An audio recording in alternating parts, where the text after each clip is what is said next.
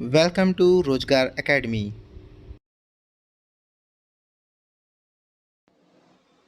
Hello friends, Uttar Pradesh current affairs की series को आगे बढ़ाते हुए आज पार्ट 7 कवर करेंगे। इसमें वो सभी इंपॉर्टेंट और सिलेक्टेड क्वेश्चंस लिए गए जो आपके आने वाले exam UP triple S C video re exam और अन्य सभी वो एग्जाम उत्तर प्रदेश आयोग द्वारा जो कराए जाते हैं और जिनमें उत्तर प्रदेश से संबंधित करंट अफेयर्स पूछा जाता है, उसमें ये आपके लिए बहुत ही बेनिफिशियल होने वाला है। तो चलिए शुरू करते हैं अपनी आज की शानदार क्लास। फर्स्ट क्वेश्चन है, निम्नलिखित में से उत्तर प्रदेश में ग्लोबल इन्वेस्टर समिट का पहला साझेदार कौन बना है? तो इसका करेक्ट ऑप्शन है ऑप्शन नंबर सी, सिंगापुर। तो याद रखिएगा, सिंगापुर जो है वो उत्तर प्रदेश के साथ ग्लोबल इन्वेस्टर समिट के लिए पहला साझेदार बना है। अगला क्वेश्चन है, निम्नलिखित में से उत्तर प्रदेश में किसकी सहायता से 5000 अभ्युदय विद्यालय स्थापित किए जा रहे हैं? तो इसका करेक्ट ऑप्शन है ऑप्शन नंबर बी, विश्व बैंक। तो इसको याद रखिएगा, मोस्ट इंपॉर्टेंट क्वेश्चन आपके एग्जाम में बन सकता है। किसकी सहायता से? विश्व बैंक की सहायता से। और कितने? 5000 अभ्युदय विद्यालय स्थापित किए जाएंगे उत्तर प्रदेश में। नेक्स्ट क्वेश्चन है, निम्नलिखित में से उत्तर प्रदेश की एक जिला एक उत्पाद योजना को अपनाने वाला पूर्वोत्तर का पहला राज्य कौन सा बना है? तो ये भी एक इंपॉर्टेंट क्वेश्चन है, याद रखिएगा। यानी जो ईस्टर्न स्टेट्स हैं, ओके, नॉर्थ ईस्ट जो स्टेट्स हैं, उनमें से कौन सा ऐसा राज्य है जिन्होंने उत्तर प्रदेश की एक जिला एक उत्पाद योजना को अपनाया है? तो इसका करेक्ट ऑप्शन है ऑप्शन नंबर ए, यानी अरुणाचल प्रदेश। ओके, आइए आगे बढ़ते हैं। नेक्स्ट क्वेश्चन है, निम्नलिखित में से उत्तर प्रदेश से संबंधित Rupali Chaudhary new world athletics championship 2022 में कौन सा पदक जीता है? तो इसका करेक्ट ऑप्शन है ऑप्शन नंबर बी, कांस्य पदक। तो याद रखिएगा, कांस्य पदक किसने जीता है? रूपाली चौधरी ने न्यू वर्ल्ड एथलेटिक्स चैंपियनशिप 2022 में। कहाँ की रहने वाली है अगर आपसे पूछा जाए तो ये मेरठ जिले की रहने वाली हैं, तो ये भी आप लोग याद रखिएगा। ओके, आइए आगे बढ़ते हैं। नेक्स्ट क्वेश्चन है, निम्नलिखित में से पानी के सैंपल की जांच में उत्तर प्रदेश ने कौन सा स्थान प्राप्त किया है? तो इसका करेक्ट ऑप्शन है ऑप्शन नंबर ए, पहला। तो पानी के सैंपल की जांच में उत्तर प्रदेश ने पहला स्थान प्राप्त किया है। ओके, अगर आपसे पूछा जाए ये जांच किसके द्वारा कराई जा रही है, तो याद रखिएगा WHO और ICMR द्वारा यह जांच कराई जा रही है और इसमें प्रति सैंपल पानी की जांच पर 20 रुपये भी मिलेंगे। ओके, ये इसको भी आप लोग अच्छे से क्लियर कर लीजिएगा। चलिए आगे बढ़ते हैं। अगला क्वेश्चन है, निम्नलिखित में से शहद उत्पादन में राष्ट्रीय स्तर पर उत्तर प्रदेश में कौन से स्थान प्राप्त किया है? तो आपको बताना है शहद उत्पादन में उत्तर प्रदेश का भारत में कौन सा स्थान है? तो इसका करेक्ट ऑप्शन है ऑप्शन नंबर ए, पहला। ओके, तो यानी उत्तर प्रदेश ने शहद उत्पादन में भारत में पहला स्थान प्राप्त किया है। आइए आगे बढ़ते हैं। दोस्तों, शहद उत्पादन को मीठी क्रांति भी कहा जाता है, इसको भी आप लोग अच्छे से याद रखिएगा। अगर पूछा जाए मीठी क्रांति किससे संबंधित है, तो शहद उत्पादन से। और वर्ल्ड बी डे यानी मधुमक्खी दिवस जो है किस दिन मनाया जाता है, अगर पूछा जाए तो 20 मई। इसको भी आप लोग अच्छे से याद रखिएगा। ओके, आइए आगे बढ़ते हैं। नेक्स्ट क्वेश्चन है, निम्नलिखित में से उत्तर प्रदेश के किस स्थान पर टेबल टॉय एयरपोर्ट का उद्घाटन करने की तैयारी की जा रही है? तो इसका करेक्ट ऑप्शन है option number B, Chitrakoot. Okay, तो टेबल टॉय एयरपोर्ट कहाँ बनाया जा रहा है? चित्रकूट में। आइए बात कर लेते हैं टेबल टॉप एयरपोर्ट होते क्या हैं। दोस्तों, एक टेबल टॉप रनवे एक ऐसा रनवे है जो पठार या पहाड़ी के शीर्ष पर स्थित होता है। यानी जो टेबल टॉप एयरपोर्ट या रनवे होता है वो कहाँ पे होता है? पहाड़ी के शीर्ष पर स्थित होता है या पठार के, जिसके एक या दोनों छोर पर एक खाड़ी चट्टान से सटी होती है जो एक गहरी खाई में गिर जाते हैं। तो इसको भी आप लोग याद रखिएगा कि अगर आपसे पूछा जाए टेबल टॉप एयरपोर्ट क्या होते हैं तो आप लोग इसके बारे में भी अच्छे से क्लियर कर लीजिएगा। चलिए आगे बढ़ते हैं। निम्नलिखित में से हाल ही में उत्तर प्रदेश के मुख्यमंत्री योगी आदित्यनाथ के द्वारा कितने हजार गांव की आबादी वाले को नगर पंचायत बनाने की घोषणा की गई है? तो इसका करेक्ट ऑप्शन है ऑप्शन नंबर सी, यानी कि 20,000 से अधिक। तो याद रखिएगा, 20,000 से अधिक जो गांव आबादी के होंगे उन्हें नगर पंचायत बनाने की घोषणा उत्तर प्रदेश सरकार द्वारा की जा रही है। ओके, अब बात कर लेते हैं हमारे यहाँ जो पंचायत है यानी जो स्थानीय स्वशासन है वो कितने भागों में बांटा गया है। अगर ग्रामीण क्षेत्र में बात करें तो 3 स्तरीय पंचायत हमारे यहाँ होती है, जैसा कि हमें पता है। कौन कौन सी? ग्राम पंचायत, जनपद पंचायत और जिला पंचायत। अगर नगरीय क्षेत्र की बात करें तो नगर निगम, नगर पालिका और नगर पंचायत। ओके, तो याद रखिएगा भारत में 3 स्तरीय जो है पंचायत की व्यवस्था की गई है। नेक्स्ट क्वेश्चन है, निम्नलिखित में से हाल ही में शुरू की गई पंचामृत योजना का संबंध किससे है? तो इसका करेक्ट ऑप्शन है ऑप्शन नंबर ए, किसानों से। तो पंचामृत योजना किसानों से संबंधित है, इसको भी आप लोग याद रखिएगा। आइए इसके बारे में और देखते हैं। पंचामृत योजना किसानों की आय को दोगुने करने का इसमें लक्ष्य रखा गया है। तो याद रखिएगा किस योजना में रखा गया है? पंचामृत योजना में यह लक्ष्य रखा गया है। इसमें और क्या बात की गई है? पंचामृत योजना जो है इसमें क्या खास बात है? इससे जो है बढ़ेगी गन्ने की मिठाई, यानी गन्ने के प्रोडक्शन में इसमें इजाफा करने की बात की जा रही है। तो इसको भी आप लोग याद रखिएगा। गन्ना किसानों की आय दुगनी करने का इसमें लक्ष्य रखा गया है। ओके, आइए आगे बढ़ते हैं। नेक्स्ट क्वेश्चन है, निम्नलिखित में से स्वच्छ सर्वेक्षण 2022 में उत्तर प्रदेश के किस शहर को खुले में शौच, याद रखिएगा खुले में शौच मुक्त क्षेत्र के तौर पर प्रथम स्थान दिया गया है? तो इसका करेक्ट ऑप्शन है option number C, Varanasi. Okay, तो स्वच्छ सर्वेक्षण 2022 के अकॉर्डिंग खुले में शौच में उत्तर प्रदेश का प्रथम स्थान कौन सा है? वाराणसी। नेक्स्ट क्वेश्चन है, निम्नलिखित में से उत्तर प्रदेश का मनरेगा श्रमिक परिवारों को 100 दिन काम देने में देश में कौन से स्थान प्राप्त हुआ है? तो इसका करेक्ट ऑप्शन है ऑप्शन नंबर ए, पहला। ओके, तो यानी 100 दिन काम देने में मनरेगा के तहत उत्तर प्रदेश को पहला स्थान प्राप्त हुआ है। अगला क्वेश्चन है, निम्नलिखित में से उत्तर प्रदेश के किस स्थान में पार्टी को राजनीतिक दल के रूप में मान्यता दी गई है? तो इसका करेक्ट ऑप्शन है ऑप्शन नंबर बी, अपना दल। तो याद रखिएगा अपना दल जो कि उत्तर प्रदेश की एक स्थानीय पार्टी है, इसको स्टेट राजनीतिक पार्टी का दर्जा दिया गया, यानी राज्य की पार्टी का दर्जा इसको दिया गया। आइए देखते हैं इसके बारे में और। दोस्तों, अपना दल स्टेट पॉलिटिकल पार्टी का इसको स्टेटस दिया गया है। ओके, तो उत्तर प्रदेश में राजनीतिक पार्टी अपना दल को स्टेट पॉलिटिकल पार्टी का दर्जा दे दिया गया है। यूपी विधानसभा चुनाव 2022 में पार्टी के परफॉर्मेंस के आधार पर भारत निर्वाचन आयोग की ओर से यह दर्जा दिया गया। तो ये भी याद रखिए कि इसके द्वारा दिया गया है भारत निर्वाचन आयोग से। ओके, आइए इसके कुछ इंपॉर्टेंट पॉइंट्स देखते हैं। किसी दल को राज्य स्तरीय राजनीतिक दल के रूप में मान्यता कब मिलती है? ओके, ये भी कुछ पॉइंट देख लेते हैं।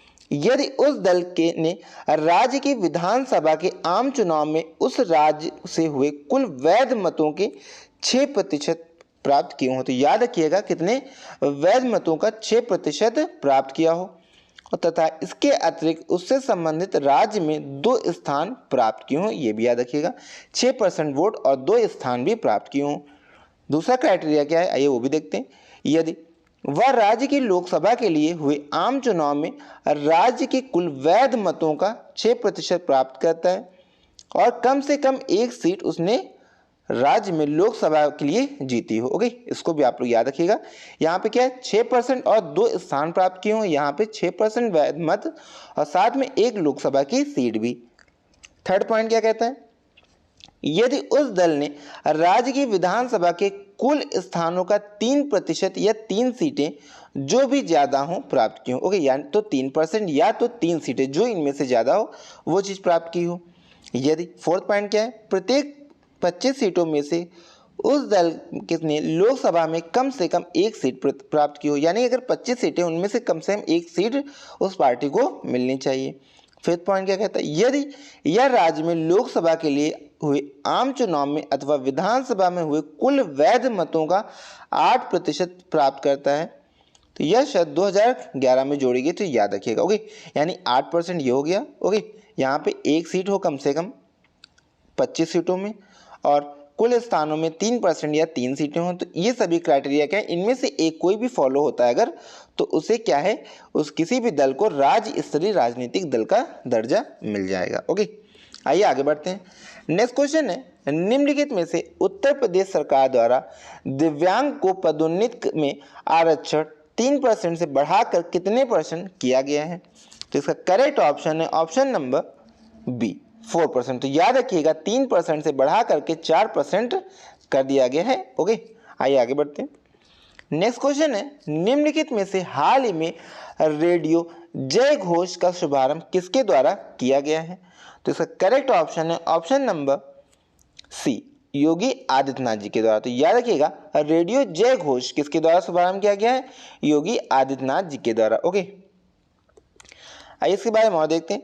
तो रेडियो जय घोष इसका जो वो रखा गया आपका, वो कितना रखा गया? 107.8 FM। इसकी जो फ्रिक्वेंसी है कितनी है? 107.8। तो इसको भी आप लोग याद रखिएगा। ये कब रखा गया? ये काकोरी के उत्सव पे रखा गया, यानी काकोरी कांड के अभी कितने साल पूरे हुए हैं उसी के उपलक्ष्य में इसको रखा गया है। इसमें कुछ प्रोग्राम भी चलाए जाएंगे, जैसे कि पराक्रम शौर्य, जो कि पूरे 75 उत्तर प्रदेश के 75 जिलों में इसका प्रसारण किया जाएगा, और शिक्षा से संबंधित भी इसमें जानकारी दी जाएगी। और स्वतंत्रता पूर्व और स्वतंत्रता पूर्व के बाद जो हमारे देश के बहादुर सैनिक थे उनके बारे में भी इसमें कुछ किस्से सुनाए जाएंगे, जो किसी को भी जिसकी जानकारी ना हो, यानी कुछ अनसुने किस्से इसमें सुनाए जाएंगे। ओके, तो ये सभी कुछ इंपॉर्टेंट पॉइंट्स हैं, इसको भी आप लोग याद रखिएगा। एग्जाम में पूछा सकता है आखिर इसका उद्देश्य क्या है शुरू करने का। ओके, और ये जरूर याद रखिएगा कौन सा है? 107.8 FM। ये आप लोग को मस्ट याद रखना है। ओके, आइए आगे बढ़ते हैं। नेक्स्ट क्वेश्चन है, निम्नलिखित में से उत्तर प्रदेश सरकार द्वारा कॉमनवेल्थ गेम्स में स्वर्ण पदक विजेताओं को कितनी राशि से सम्मानित किया जाएगा? तो इसका करेक्ट ऑप्शन है ऑप्शन नंबर सी।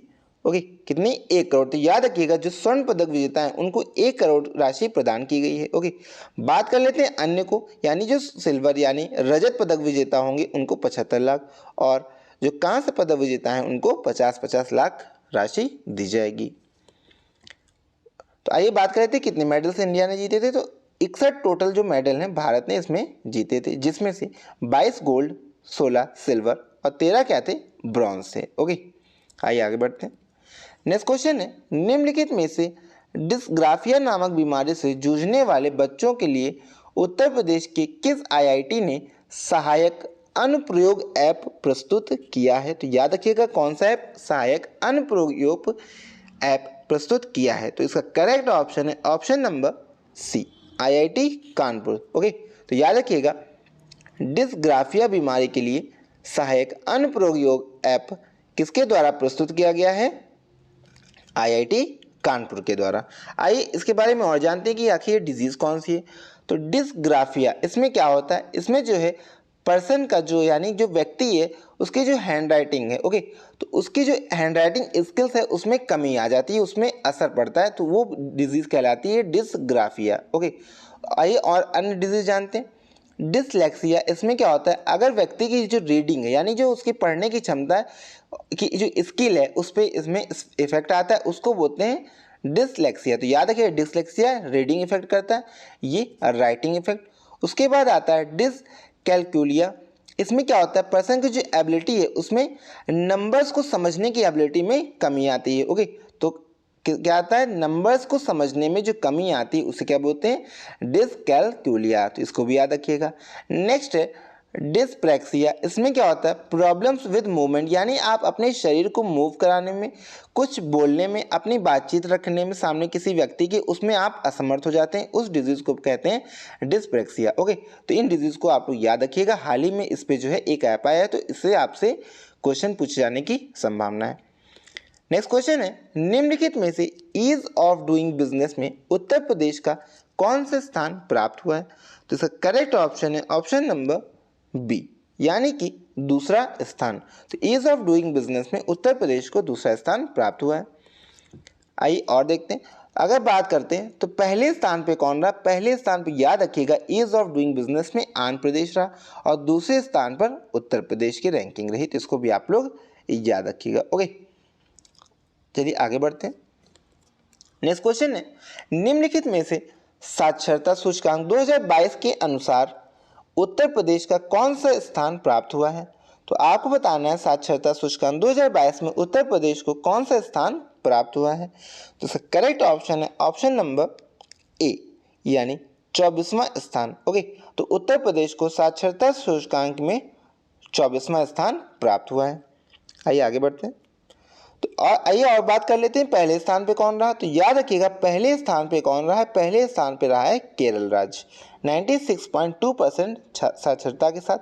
सेकंड पे है दिल्ली, थर्ड पे उत्तराखंड। ओके, इन सभी को आप लोग अच्छे से याद रखिएगा। ओके, सबसे कम साक्षरता वाली बात करते हैं तो सबसे कम साक्षरता में कौन कौन से हैं वो आप देखिए, आंध्र प्रदेश, राजस्थान, बिहार, तेलंगाना और यूपी, ये सभी सबसे कम साक्षरता वाले 5 राज्य हैं।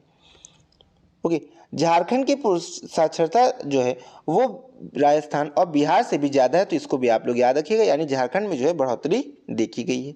ओके, उसके बाद केरल में महिलाओं की साक्षरता 97.4% है और पुरुषों की 95.2% है, महिलाओं की और पुरुष की 97। ओके, और राजस्थान में वही 80% किसकी है, पुरुषों की, और महिलाओं की 57% है। देखिए सबसे ज़्यादा डिफरेंस देखने को यहाँ पे मिला है। ओके, झारखंड में पुरुषों की 83% और महिलाओं की 64.7%। ओके, और यूपी की याद रखिएगा 73% जो है यहाँ की साक्षरता है, तो इसको भी आप लोग अच्छे से याद रखिएगा। अगला क्वेश्चन है, निम्नलिखित में से 2022 में जलवायु एवं राज्य ऊर्जा सूचकांक में उत्तर प्रदेश का कौन सा स्थान प्राप्त हुआ है। तो इसका करेक्ट ऑप्शन है ऑप्शन नंबर ए, 13वां स्थान। तो याद रखिएगा जलवायु एवं राज्य ऊर्जा सूचकांक में उत्तर प्रदेश को 13वां स्थान प्राप्त हुआ है। नेक्स्ट क्वेश्चन है, निम्नलिखित में से भारत में मातृ मृत्यु दर 2022 के अनुसार उत्तर प्रदेश का कौन सा स्थान प्राप्त हुआ है। तो इसका करेक्ट ऑप्शन है ऑप्शन नंबर बी, दूसरा। ओके, याद रखिएगा मातृ मृत्यु दर, इसमें उत्तर प्रदेश को दूसरा स्थान प्राप्त हुआ है। आइए इसमें और कुछ देखते हैं। तो दोस्तों इसको क्या कहा जाता है, maternal mortality rate. Okay, MMR, जिसमें क्या कहा गया है, सेविंग मदर्स लाइफ। ओके, और इसी रैंकिंग में सबसे जो टॉप पे है वो कौन सा है, केरल। याद रखिएगा इसमें भी जो है केरल जो है सबसे ज़्यादा टॉप पे, यानी सबसे अच्छी रैंकिंग केरल की है। ओके, और हमने उत्तर प्रदेश की बात कर ही ली, वो कौन से नंबर पे है, सेकंड नंबर पे, तो इसको भी आप लोग याद रखिएगा। ओके, आइए आगे बढ़ते हैं। नेक्स्ट क्वेश्चन है, निम्नलिखित में से सिंगापुर की तर्ज पर भारत की पहली नाइट सफारी कहाँ पर स्थापित की जा रही है। तो इसका करेक्ट ऑप्शन है option number A, Lucknow. Okay, ये एक इंपॉर्टेंट क्वेश्चन है, इसको भी आप लोग याद रखें क्योंकि ये पहली है, भारत की पहली है जो कि उत्तर प्रदेश के लखनऊ में स्थापित की जा रही है, इसलिए बहुत ही ज़्यादा इंपॉर्टेंट हो जाता है एग्जाम के पॉइंट ऑफ व्यू से। Okay, first night safari. आइए आगे बढ़ते हैं। नेक्स्ट क्वेश्चन है, निम्नलिखित में से उत्तर प्रदेश सरकार द्वारा शुरू की जा गई अंबार योजना का संबंध किससे है। तो इसका करेक्ट ऑप्शन है ऑप्शन नंबर ए, आवास शुल्क से। अंबार योजना आवास शुल्क से संबंधित है और यह उत्तर प्रदेश की एक योजना है। नेक्स्ट क्वेश्चन है, निम्नलिखित में से उत्तर प्रदेश सरकार में इको टूरिज्म विकास बोर्ड का अध्यक्ष कौन होता है। तो इसका करेक्ट ऑप्शन है ऑप्शन नंबर ए, मुख्यमंत्री। तो इसको भी आप लोग याद रखिएगा, ये एग्जाम में पूछा जा चुका है कि इको टूरिज्म विकास बोर्ड का अध्यक्ष कौन होता है, तो मुख्यमंत्री इसका अध्यक्ष होता है। नेक्स्ट क्वेश्चन है, निम्नलिखित में से किस योजना का संबंध उत्तर प्रदेश सरकार से है। तो इसका करेक्ट ऑप्शन है ऑप्शन नंबर बी, बाल श्रमिक विद्याधन योजना, ये उत्तर प्रदेश सरकार से संबंधित, यानी ऑप्शन नंबर बी इसका करेक्ट हो गया। आइए इसके बारे में और देखते हैं। तो विश्व बाल श्रम निषेध दिवस कब मनाया जाता है। तो 12 जून को विश्व बाल श्रम निषेध दिवस मनाया जाता है। ओके, उत्तर प्रदेश मुख्यमंत्री बाल सेवा योजना का कार्यक्रम शुरू किया गया, इसको भी आप लोग याद रखिए। आइए आगे बढ़ते हैं। नेक्स्ट क्वेश्चन है, निम्नलिखित में से उत्तर प्रदेश सरकार द्वारा जेल मैनुअल 2022 किसकी जगह पर लागू करेगी। तो इसका करेक्ट ऑप्शन है option number C, jail manual 1941 की जगह पे। तो इसको भी आप लोग याद रखिएगा, जेल मैनुअल 2022 जो है 1941 के स्थान ग्रहण करेगा। ओके, ये अंग्रेजों के ज़माने का जो भी नियम थे वो थे, इनमें अब बदलाव किया जाएगा जिसे जेल मैनुअल 2022 के नाम से जाना जाएगा। ओके, तो यहाँ पे देखिए, जेलों से अंग्रेजों का जमाना गया। अब यहाँ पर बच्चों के लिए क्या किया जाएगा, क्रेच और चिल्ड्रन पार्क यहाँ खोले जाएंगे। बच्चों को शैम्पू, नारियल तेल मिलेगा। सरसों के तेल की जगह रिफाइंड से खाना बनेगा। बेकरी और लॉन्ड्री भी यहाँ पे खोली जाएंगी। तो ये कुछ बदलाव किए गए हैं। ओके, आइए आगे बढ़ते। नेक्स्ट क्वेश्चन है, हाल ही में उत्तर प्रदेश राज्य के वेट लिफ्टिंग संघ के नए अध्यक्ष किसे बनाया गया है? तो इसका करेक्ट ऑप्शन है option number A, Shabina Yadav. Okay, अगले देखते हैं। नेक्स्ट क्वेश्चन है, हाल ही में उत्तर प्रदेश सरकार होम स्टे योजना किस जनजाति के हित में शुरू किया है? तो इसका करेक्ट ऑप्शन है ऑप्शन नंबर ए, थारू जनजाति। याद रखिएगा, होम स्टे योजना थारू जनजाति से संबंधित है। नेक्स्ट क्वेश्चन है, हाल ही में उत्तर प्रदेश में चर्चा में रहा काशी तमिलम संगम कहाँ आयोजित किया गया? काशी तमिलम संगम। तो इसका करेक्ट ऑप्शन है ऑप्शन नंबर सी, बनारस। तो इसको भी आप लोग याद रखिएगा, ये भी एक इंपॉर्टेंट क्वेश्चन आपके एग्जाम में बन सकता है। अगला क्वेश्चन है, हाल ही में उत्तर प्रदेश सरकार ने प्रदेश के प्रत्येक जिलों में साइबर क्राइम को रोकने के लिए नए थानों की स्थापना की घोषणा की है।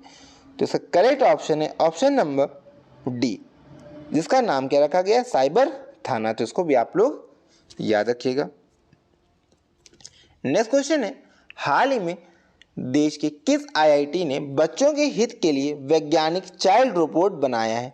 वैज्ञानिक चाइल्ड रोबोट। तो इसका करेक्ट ऑप्शन है option number C, IIT Kanpur. तो बच्चों के लिए ये भी याद रखिएगा, अगर पूछा जाए जो रोबोट बनाया गया आईआईटी कानपुर के द्वारा वो किन के लिए? तो बच्चों के हित के लिए बनाया गया, जिसका नाम वैज्ञानिक चाइल्ड रोबोट कहा गया है। ओके, तो दोस्तों यहीं से हमारा आज का लेक्चर समाप्त होता है। आई होप आप सभी ने आज का लेक्चर बहुत ही शानदार तरीके से एंजॉय किया होगा और सभी प्रश्नों को अच्छे से क्लियर कर लिया होगा। तो मिलते हैं अपने नेक्स्ट वीडियो में, तब तक के लिए गुड डे, गुड बाय।